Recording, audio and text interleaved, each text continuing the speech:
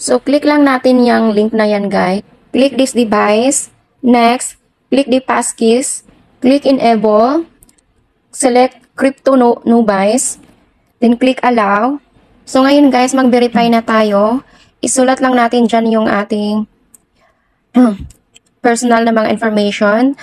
Click lang yung continue. Click lang yung name natin at saka birth date.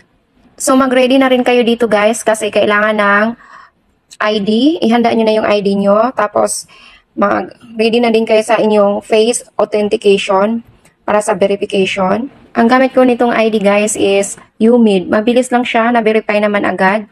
Then, pagkatapos, face verification. Yan, na-verified agad. So, ngayon, guys, buksan na natin ang ating Binance account. Ang importante dito is makuha natin yung wallet address. Kasi yun ang gagamitin natin para tayo makapag-withdraw sa ating Pupo account.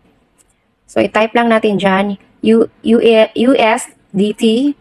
Type lang dyan sa search button, guys, USDT. Tapos, TRON20. Click lang. Tapos, makita mo na yung wallet address mo. Kopyahin mo na lang. So, file for more dahil iba na